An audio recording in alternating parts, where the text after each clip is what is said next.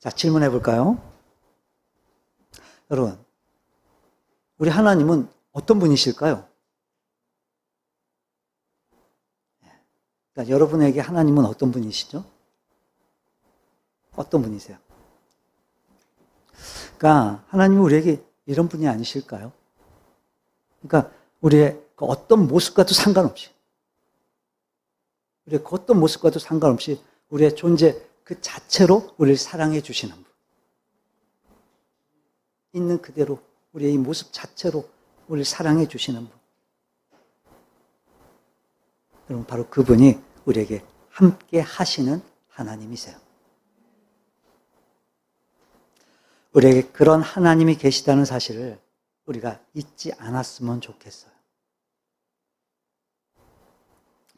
BC 626년경에 요시아 왕이 통치하던 때 등장한 스바냐 선지자는요, 각종 우상 숭배와 죄악에 빠져있는 이 유다 백성들한테 앞으로 있을 하나님의 날, 여호와의 날, 즉 하나님의 심판을 예언을 해요. 이미 종교적으로, 도덕적으로 다 무너져 있었던 이 어두운 시기에 이제 앞으로 임하게 될 하나님의 심판은 유다 백성들을 더욱더 비탄과 절망에 빠지게 해요. 하지만 하나님께서는 그들에게 새로운 희망의 메시지를 주세요. 어둠 속에서 주어진 구원의 약속이었어. 오늘 본문 바로 앞에 이제 스바냐 3장 13절 보면요, 이스라엘의 남은 자는 이런 표현이 나와요. 이스라엘의 남은 자. 이 남은 자라고 하는 의미는 이제 1차적으로는 유다가 멸망할 때 포로로 흩어졌다가 이제 그 고난의 시간들을 다 지나고 다시 유다 땅으로 돌아올 자들을 말하는 거예요. 유다가 멸망하고요, 여러 나라로 흩어졌어요.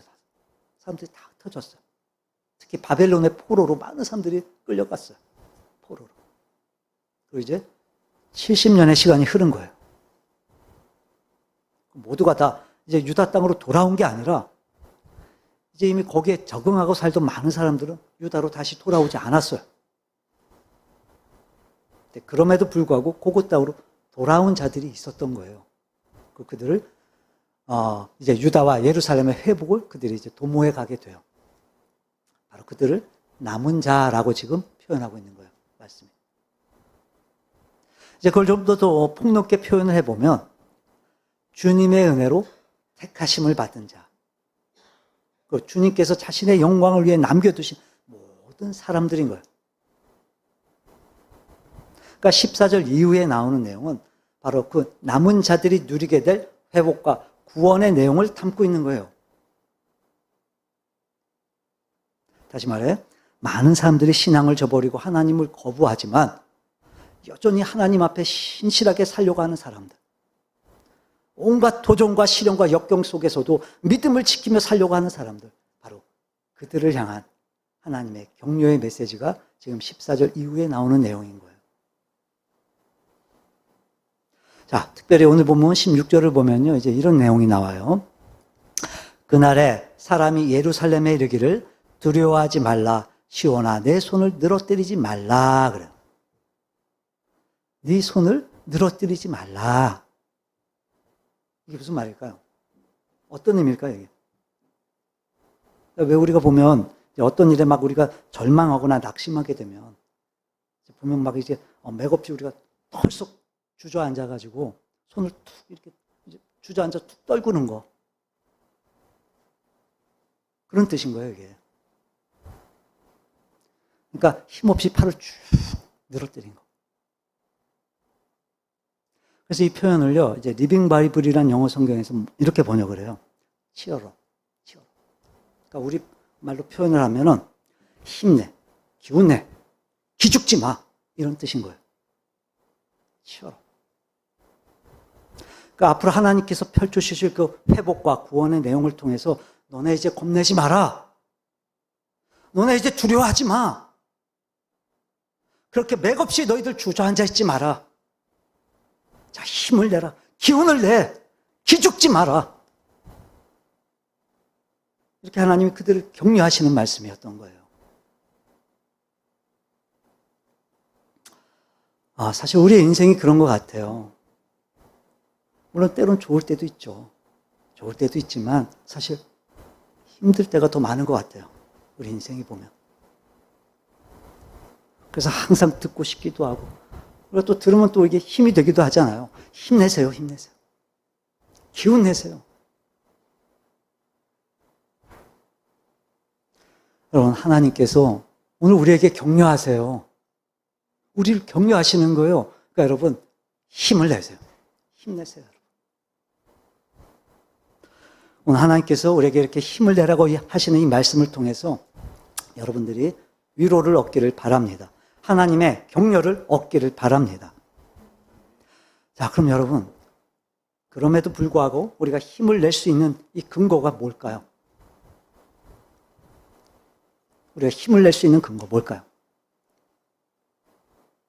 오늘 본문의 내용을 보면요, 이제 두 번 연거푸 기록된 내용이 나와요. 좀 이게 핵심이 아닐까 싶어요, 그러니까. 자, 먼저 우리 15절 볼까요?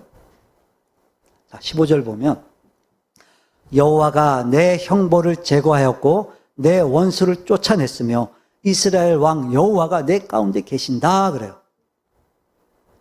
여호와가, 하나님이 너희 가운데 계신다는 거예요. 자, 그리고 17절 볼까요? 17절.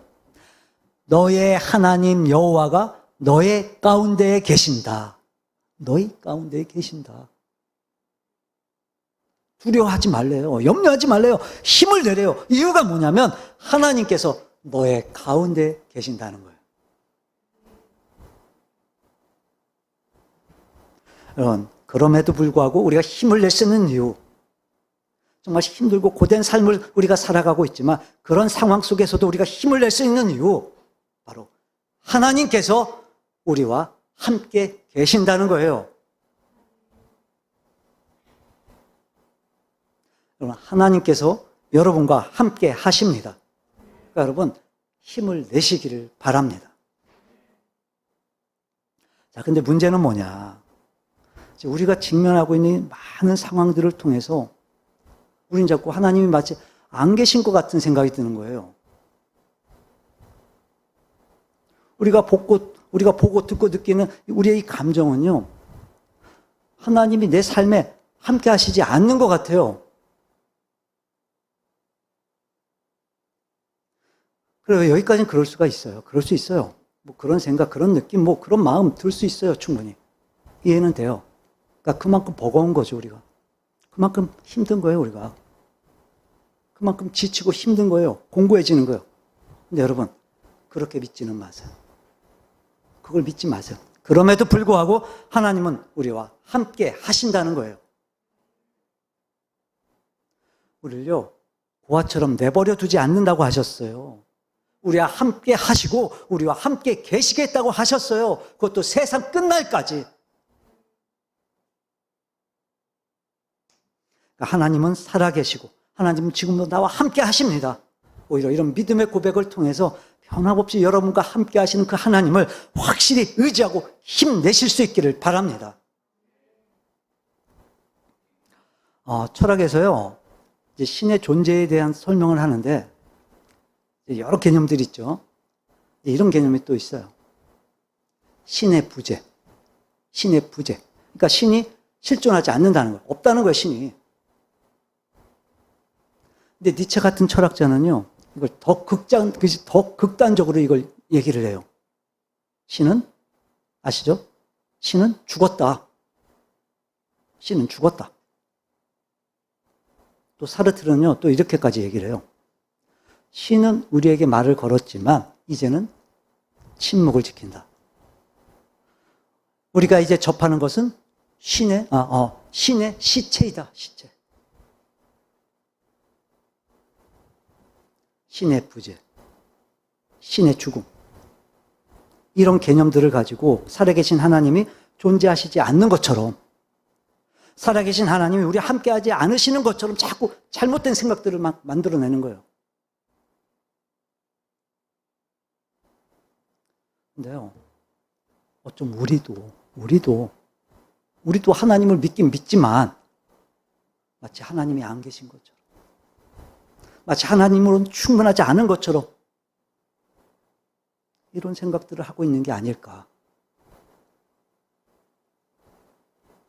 아니요, 여러분. 그건 전혀 성경적인 게 아니에요.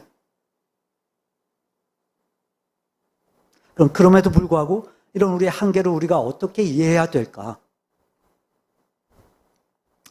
철학자이자 신학자인 마르틴 부버는요, 이걸 신의 일식이라고 표현을 해요. 여러분, 일식이 뭔지 아시죠? 그러니까 지구와 태양 사이에 뭐가 위치해요? 달이 위치하는 거. 지구와 태양 사이에 달이 위치하는 거. 그래서 일시적으로 이 태양을 가리우는 거예요.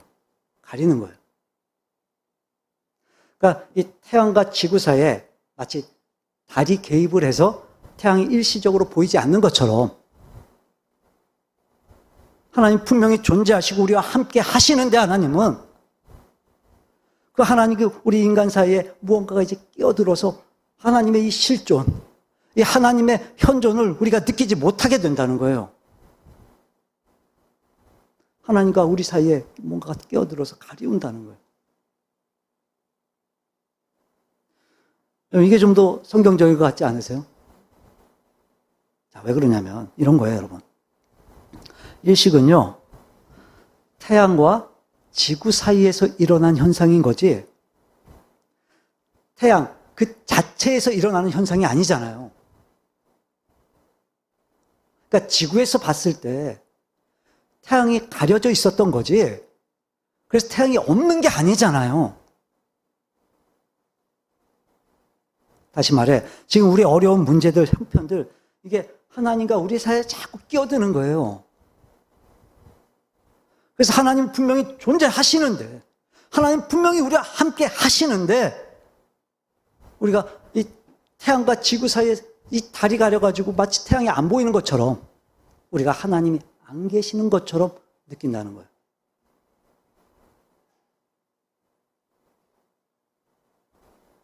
우리의 상태를 우리가 이렇게 한번 이해를 하면 좋겠어요.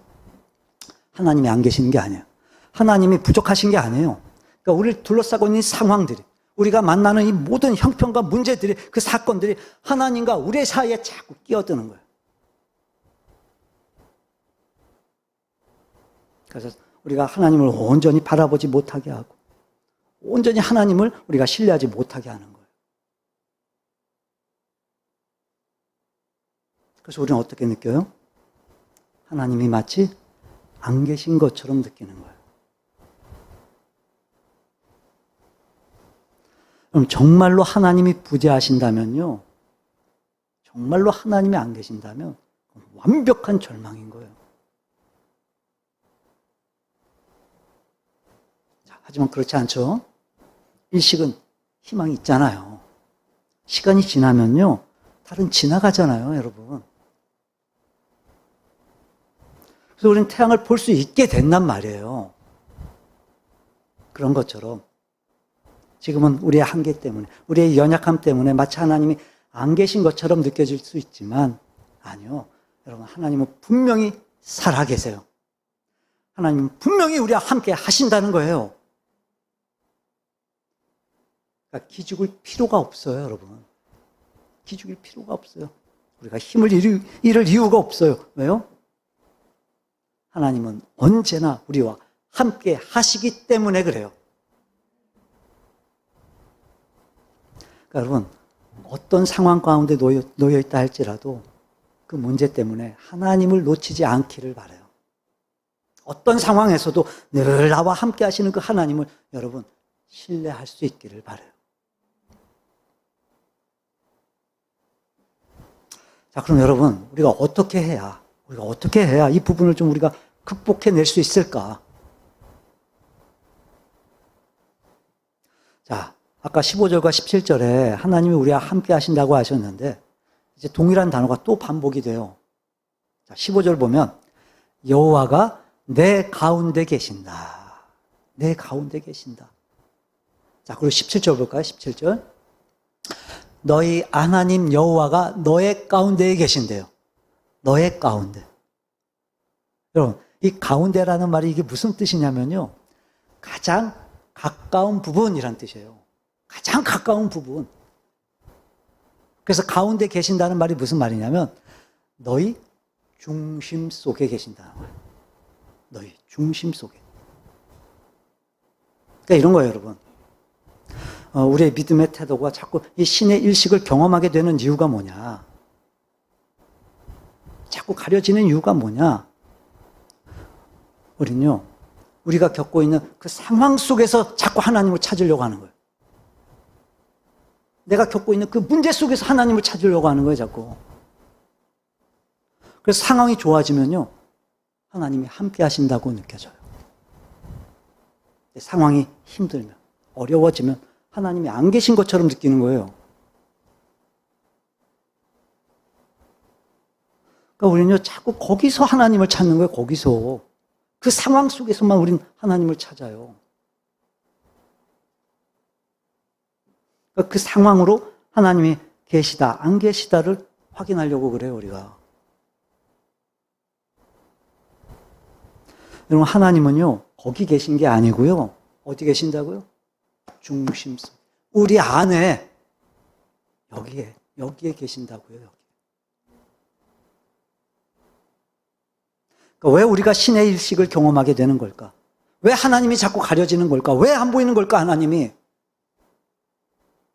하나님은 우리 안에 계시는데, 정작 우리의 마음과 중심을 하나님을 향하는 게 아니라 내 형편에만 자꾸 향해 있는 거예요. 그러니 하나님이 안 계신 것처럼 느껴지는 거예요. 그러니 함께 하시지 않는 것처럼 느껴지는 거예요, 하나님이.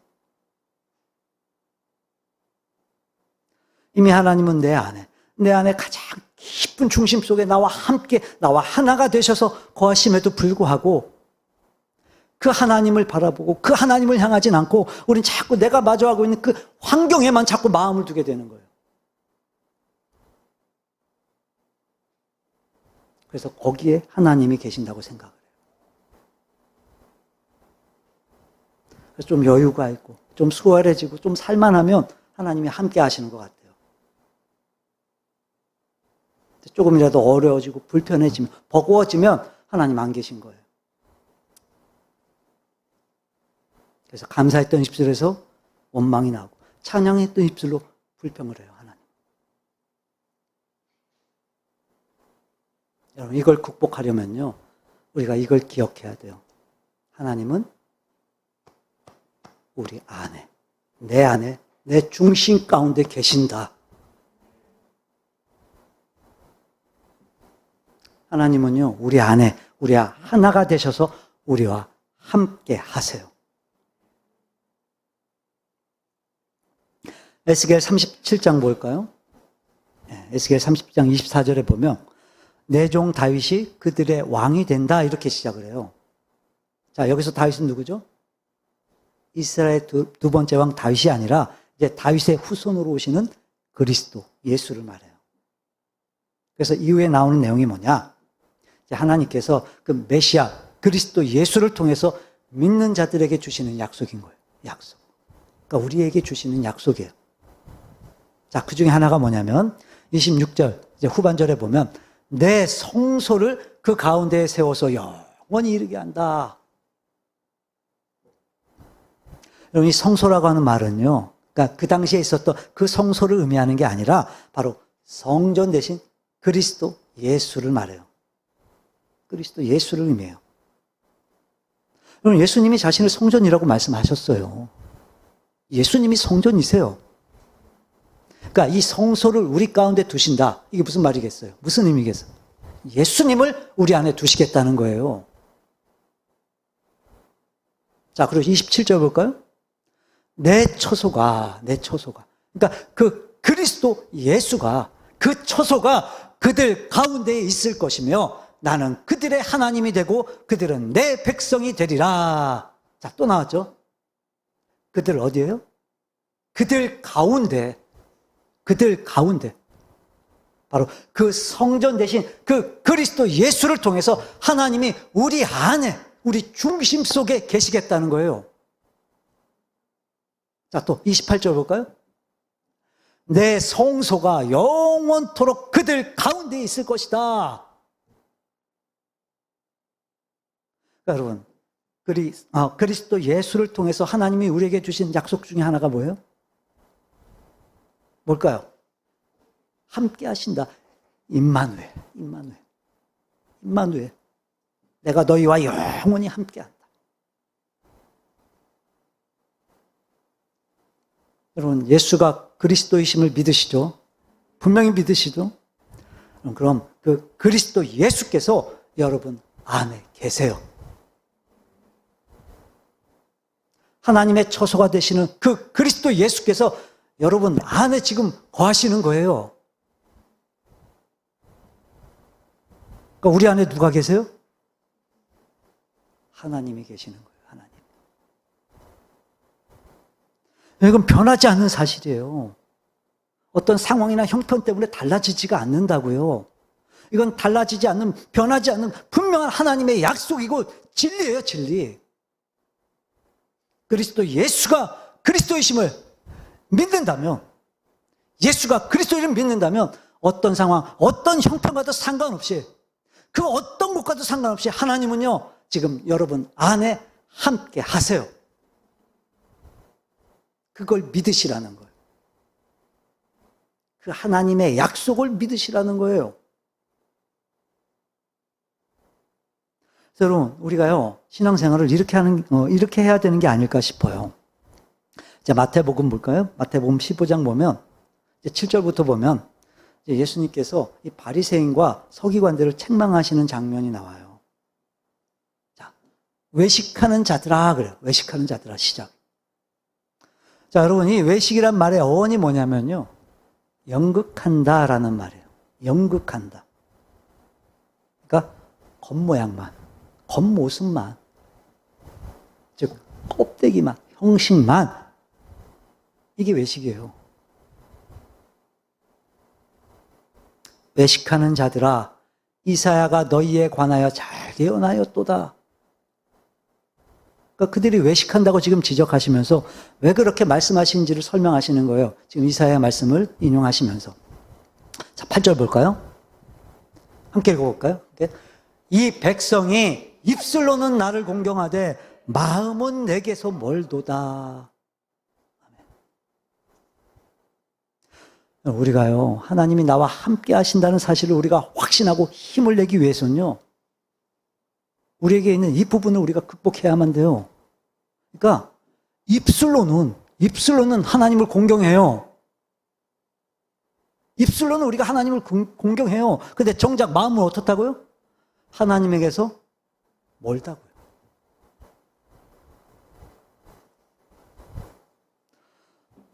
여러분의 마음이 어디를 향하고 있는지를 여러분 늘 점검하셔야 돼요. 늘 점검하셔야 돼요. 우리는요, 우리의 마음이 하나님께 향해 있는 줄 알아요. 우린 그렇게 알아요. 내 마음 하나님께로 향해 있는 줄 알아요. 아니요. 그렇지 않아요. 여러분, 마음이 눈에 보여요, 안 보여요? 안 보여요. 그럼 하나님은? 눈에 보여요, 안 보여요? 안 보여요. 근데 어떻게 장담을 해요? 그래서 우리는요, 끊임없이 확인해야 돼요, 여러분. 이 마음이요, 눈에 보이지 않아요. 내 마음이. 그리고 내가 믿는다고 고백하는 하나님도요, 보이지가 않는다고요. 그러니 우리가 깨어서 우리의 마음을 살피지 않으면요, 지금 우리는요, 우리의 마음이 어디로 가고 있는지도 모른 채 그냥 살아가는 거예요. 짐작은 되죠. 짐작은 돼요. 이 몸이 교회에 나와 있으니까. 이 몸이 오늘도 예배를 드리고 있으니까. 그래. 내 마음은 하나님께 있을 거야. 내 마음 하나님께 가 있을 거야. 그렇게 짐작할지 모르지만, 아니요. 오늘 주님 말씀하시는데요. 분명히 말씀하시는, 입술로는 하나님을 공경하는데 마음은 멀다는 거예요. 여러분, 지금 누구한테 하시는 말씀이라고요? 바리새인들, 서기관들. 여러분, 그 당시 이 바리새인과 서기관들 어떤 사람들인데요? 어떤 사람들인데요, 이 사람들이? 율법을요, 완벽하게 지키는 사람들이에요. 이 율법에 얼마나 정통한 학자들이었는데요, 이들이. 근데 정작 그들의 마음은 뭐래요? 하나님에게서 멀대요. 외식하는 자들이래. 그러니까 우리가 마음을 확인하지 않으면요. 지금 우리 몸은 여기 있는데 이 마음은 딴 데 가 있을 수 있다는 거예요.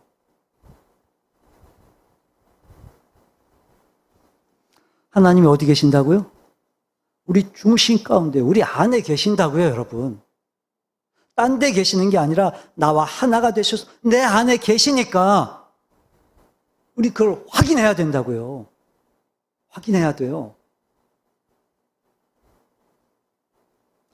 내가 지금 입술로만 하나님을 찾는 거구나. 내가 지금 입술로만 하나님 부르는 거구나. 내가 지금 몸만 하나님께 있는 거구나. 마음은 없는 거구나. 중심은 내가 지금 딴 데가 있구나. 이걸 우리가 점검해야 된다고요. 확인해야 된다고요. 그럴 때 하나님이 안 계신 것처럼 느껴지는 우리의 불신앙의 모습들을 우리가 극복할 수 있는 거예요. 그럴 때 아무리 절망적인 상황 속에서도 나와 함께 하신 그 하나님을 우리가 확신하고 힘낼 수 있는 거예요. 그러니까 여러분, 여러분의 마음을 살피세요. 확인하세요. 여러분의 몸만 지금 교회로 나와 있는 건 아닌지, 여러분의 몸만 지금 하나님을 향하고 있는 건 아닌지, 몸 따로 마음 따로, 입술 따로 마음 따로. 겉으로는 하나님 섬기는 것 같고 하나님 잘 믿는 것 같지만 껍데기뿐이고 이 마음과 중심은 엉뚱한 데 가 있는 건 아닌지 늘 점검해 보시라는 거예요. 그래야 우리가 하나님을 온전히 신뢰하고 하나님이 나와 함께 하신다는 사실을 우리가 믿을 수 있는 거예요. 그래서 여러분, 우리의 마음은요, 항상 주님을 향해 있어야 돼요. 주님을 향해. 이게 얼마나 중요하냐면요. 이제 누가복음 18장하고 19장에 보면요. 예수님께서 두 명의 부자를 만나시는 장면이 또 나와요. 18장에선 부자 관리를 만나시고 19장에선 우리가 잘 알고 있는 부자 삭개오를 만나세요. 주님이. 근데 이 부자였던 관리는요. 어려서부터 계명을 잘 지켰던 사람이었어요. 율법을 잘 지켰던 사람이었어요. 그는요, 영생에 대한 관심이 있었어요. 영생에 대한 관심이. 예수님 찾아오잖아요, 그래서. 예수님, 어떻게 해야 영생을 얻을 수 있습니까? 이 영생에 대한 답을 찾기 위해서 그가 예수님을 만나러 온 거예요, 지금. 야, 근데 삭개오는 어땠어요? 지금 삭개오는요, 세리장이었죠, 세리장. 많은 사람들을 막 속여가면서 막 재산을 탈취했던, 남의 재산 빼앗던. 오죽하면 여러분, 같은 이스라엘 사람들한테도 사람 취급을 못 받았어요. 돈은 많을지 몰라도 같은 이스라엘 사람들한테 사람 취급을 못 받았어요. 그러니까 여러분, 당시에 이 세리장하고요, 세리들은요, 그래서 법정의 증인으로도 설 수가 없었어요. 법정의 증인으로 세우질 않았어요. 그러니까 믿을 수 없는 사람들이라는 거예요, 이 사람들은. 세리하고 세리장들. 못 믿는 사람들이라는 거예요. 그리고 지금 영생에 관심 자체가 없었어요, 삭개오는. 근데 삭개오는 지금 뭘 듣고 온 거예요? 예수님의 소문을 들었겠죠. 그래서 그냥 예수님이 보고 싶었던 거예요. 그냥 예수님 보고 싶었던 거예요. 이렇게 서로 다른 두 부자가 지금 예수님을 만나요. 근데 여러분, 예수님을 만나고 난 이후의 모습이요. 이 두 부자가 완전히 달라요. 완전히 엇갈려요. 먼저 이 관리는요. 예수님께 영생을 얻는 법에 대해 질문을 해요. 그래서 예수님께서 말씀해 주시죠. 계명을 잘 지켜라. 예수님, 저는 계명을 어려서부터 지금까지 잘 지켜왔습니다. 그래? 그러면 너가 갖고 있는 그 많은 재물들 그거 다 가난한 사람들한테 나눠줘라. 다 나눠주고 그리고 나를 따라라. 그러니까 답도 알려주셨어요. 주님이 지금. 어떻게 하면 되는지 다 알려주셨어요. 근데 이 부자가 어떻게 해요? 예수님 말씀대로 재물 다 나눠주나요? 예수님 따라가요? 아니요. 재물이 많아서 고민하다가 예수님을 떠나가요. 예수님을 만났어요. 예수님께 질문도 했어요. 그리고 예수님의 답도 들었어요. 조언도 들었어요. 근데 예수님을 떠나버려요. 다 알려주셨는데 떠나버려요. 자기가 그렇게 목매던 그 영생, 답을 알려주셨는데 떠나버려요. 자, 삭개오는 어떠죠? 삭개오 한번 볼까요? 삭개오는요, 어떤 궁금증도 없었어요. 이 영생에 대한 그런 그 궁금증을 물어본 적도 없어요. 물어본 적도. 어떻게 구원받아야 됩니까? 예수님께 물어본 적이 없었어요. 또 예수님도요, 삭개오한테 이렇게 하라, 저렇게 하라, 말씀하신 적이 없어요. 성경에 보면. 희한하죠? 삭개오가 예수님을 만나고, 예수님이 말씀하시지 않았음에도 불구하고 자신의 그 소유의 절반을 가난한 자들한테 나눠줘요. 예수님이 알려주시지 않았어요. 그렇게 하라고 하지 않으셨어요. 근데 나눠줘요. 더 놀라운 건 삭개오가 예수님께 예수님 어떻게 구원받죠? 어떻게 영생을 얻죠? 물어본 적이 없어요. 근데 예수님은요, 삭개오에게 뭐라고 말씀하세요? 너 오늘 구원받았어. 너 오늘 구원받았어. 이렇게 말씀하시는 거예요, 주님이. 그러니까 여러분, 이 관리는요, 부자 관리는 영생 얻기를 원했는데 예수님 만나고 그냥 떠나갔어요. 근데 삭개오는 영생 얻기를 원했던 게 아니었는데 그는 예수님을 만나고 원치도 않았던 구원을 받아요. 이게 무슨 차이일까요? 무슨 차이가? 이 부자 관리는요, 영생에 대한 답을 얻기를 원했어요. 그래서 주님 답을 알려주셨어요. 너 다 팔고 다 나눠주고 그러고 나 따라와라. 답을 얻었는데 예수님을 떠났어요. 왜 그랬을까요? 왜 그럴까요? 이유가 뭐였을까요? 그가 찾던 답이 예수님이시라는 사실을 몰랐던 거예요. 본인이 원하는 답이 아니었던 거예요. 재물이 많았어요. 그걸 다 나눠주라는 거 생각하니까 못하겠는 거예요.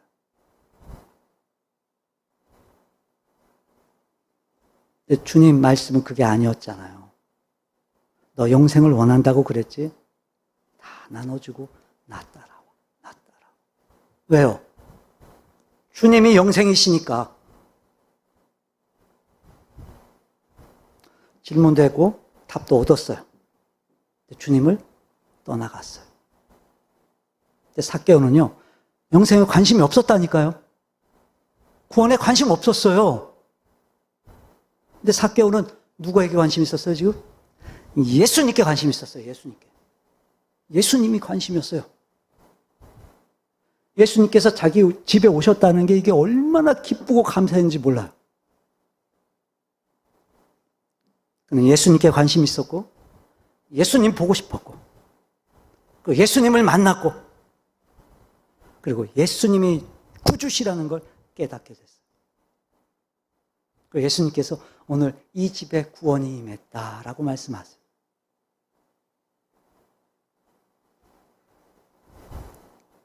우리가 절망하고 낙심할 수밖에 없는 상황에서, 그래서 우린 주님께 답을 구하잖아요. 답을 구해요, 우리가. 주님, 내가 어떻게 하면 될까요? 주님, 내가 어떻게 해야 힘을 낼 수 있을까요? 주님, 내가 어떻게 해야 이겨낼 수 있을까요? 답을 원해요, 주님께 우린. 근데 그걸 놓치는 거예요, 우리가. 이걸 놓치는 거예요, 우리가. 주님이 답이시라는 거. 주님이 답이시라는 걸 우리가 놓치는 거예요. 여러분, 주님께 답이 있다라는 게 지금 무슨 말이겠어요? 주님께 답이 있다. 주님이 답이시라는 거예요, 주님이. 근데 우리는요, 정작 답이 되신 주님께는 관심이 없어요. 그리고 우린 뭐에 관심이 있어요? 이 힘든 상황이 빨리 지나갔으면 좋겠어요. 이 어려운 상황이 빨리 해결되는 거예요. 그게 아니라 그럼에도 불구하고 그 상황 속에서도 함께 하시는 하나님, 그분을 우리가 신뢰함으로 얼마든지 우리가 그 상황에서도 힘을 낼 수 있단 말이에요. 왜요? 주님 때문에 힘을 내는 거죠. 주님 때문에.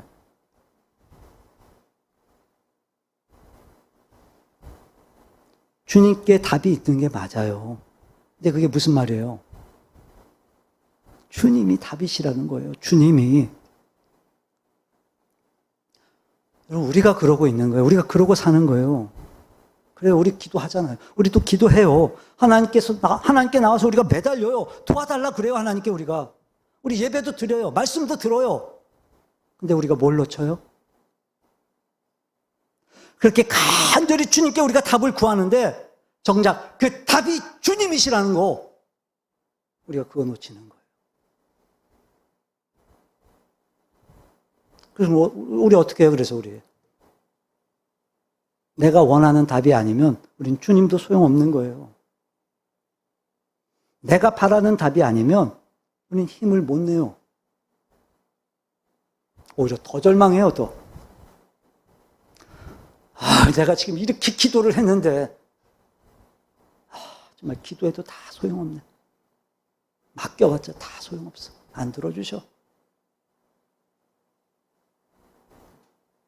그러니까 신의 일식을 경험하는 거예요. 그러니까 우리가 극복하지 못하는 거예요.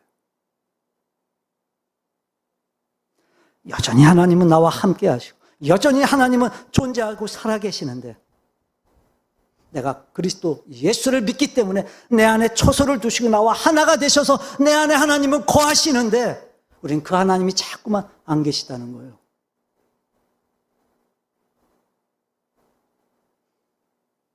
그러니까 이 부자 관리와 삭개오처럼요, 정답을 찾는 사람은 돌아가요.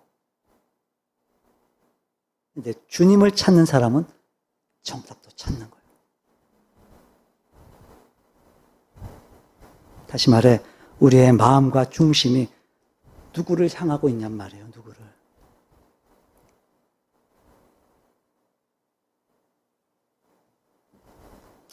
주님 앞에 있는 우리가 정말 마음과 중심을 다해 뜻을 다해 정말 주님을 원하는 거예요? 아니면 내가 원하는 답을 원하는 거예요?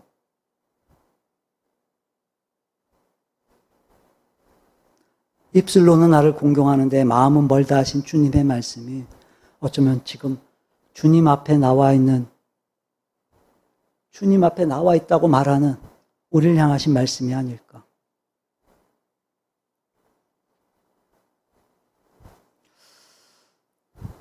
여러분, 이 말씀은요, 단순히 우리를 지적하시고 우리를 책망하시려고 하시는 그런 의도가 아니라 우리의 마음으로, 중심으로 우리가 하나님을 향할 때 그럼에도 불구하고 나와 함께 하신 하나님을 우리가 확신할 수 있으니까.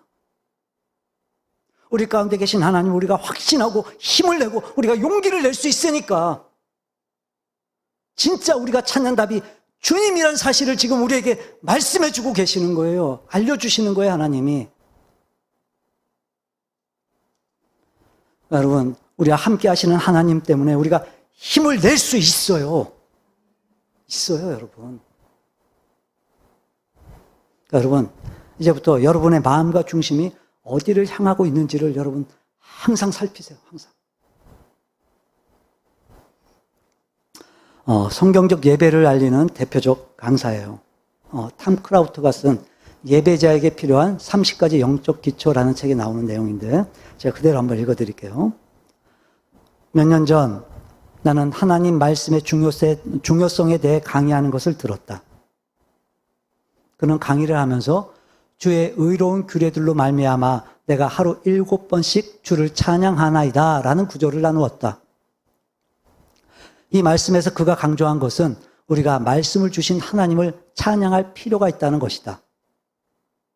강의를 들으면서 내 생각은 다음과 같이 진전되어 갔다. 맞아, 그렇지. 하지만 우리는 무엇에 대해 하루에 7번을 찬양하는가? 그리고 만약 우리가 그랬다면 삶에 어떤 변화가 일어날까? 나는 상상력이 무척 뛰어나다. 그래서 하루에 7번 찬양한다라는 말씀을 묵상하며 과연 이것이 현실적으로 가능한지 의아했다. 현실적으로 이게 현실에서 가능하다면 아마 이렇게 할 수 있을 것이다. 아침에 일어나자마자 한 번, 아침 식사 직후 한 번, 그래서 2번, 오전 중에 한 번, 그래서 3번, 점심 식사 직후 한 번, 그래서 4번, 오후 중에 그래서 5번, 또 저녁 식사 직후에 그래서 6번, 잠자리에 들기 전 그래서 7번.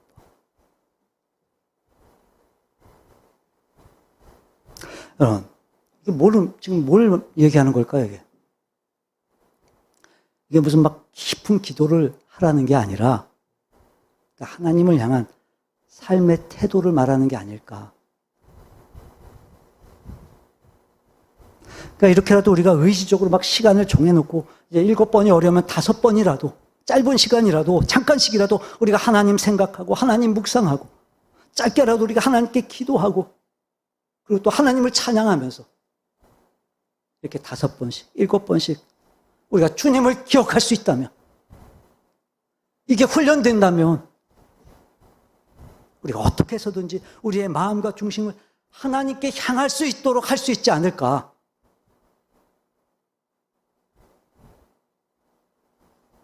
네, 여러분, 더 놀라운 건요.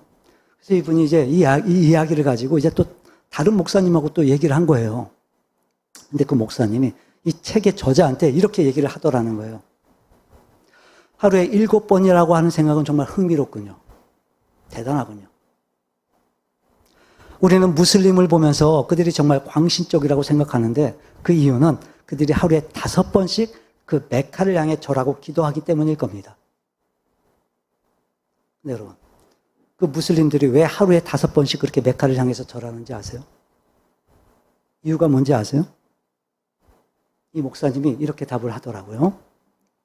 그것은 무함마드가 이 무슬림이라는 종교를 창시할 때 그리스도인들이 하루에 7번 기도하는 것을 실천하고 있었기 때문입니다. 그것을 본 무함마드가 너무나 광신적이라고 생각을 했고 그래서 하루에 5번만 하기로 정했다는 거예요. 놀랍지 않으세요, 여러분? 초기 그리스도인들, 우리의 신앙의 선배들은요, 어떻게 해서든지 그 마음과 중심을 하나님께로 향하도록 하기 위해서요, 하루에 7번씩.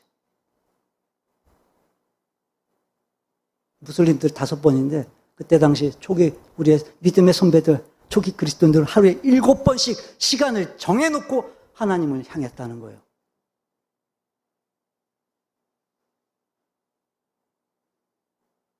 믿음이 좋을 수밖에 없겠죠, 여러분. 그러니까 핍박과 도전과 위협 속에서도 그들이 그렇게 신앙을 지킬 수 있었던 이유, 바로 여기에 있지 않았을까. 하루에 7번씩 하나님을 향하면서 그 마음과 중심이 항상 하나님을 향해 있었던 거예요. 말씀을 정리합니다. 의도를 갖고, 의지를 갖고, 여러분 나름대로의 그 삶의 상황 속에서 한번 패턴을 한번 만들어 보세요. 하루에 3번도 좋고, 5번도 좋고, 7번도 좋아요. 자꾸 그 여러분의 마음과 중심이 하나님을 향하도록 훈련을 하세요, 훈련.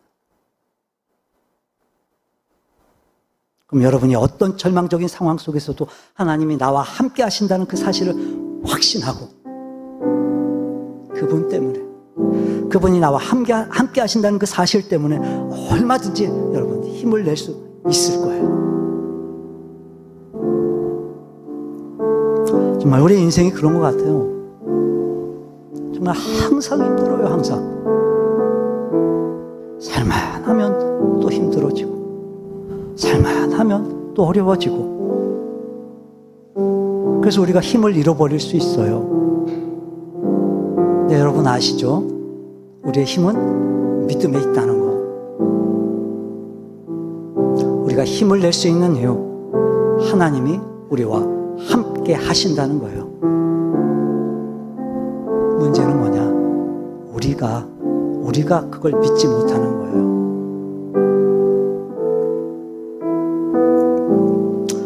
하나님은요, 그리스도 예수를 통해서 우리에게 분명히 말씀해 주셨어요.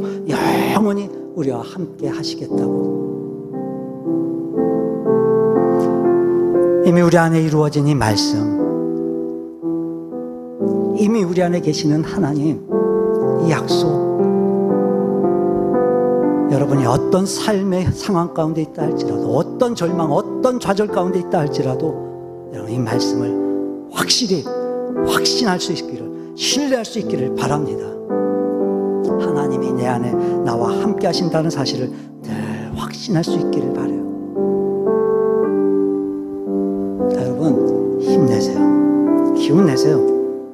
그 모든 어려운 상황 속에서도 하나님 때문에 기뻐하고 찬양하고 하나님 때문에 감사하고 하나님을 신뢰하는 믿음으로 능히 이겨내는 삶을 사시기를, 능히 이겨낼 수 있기를 주님의 이름으로 축원합니다.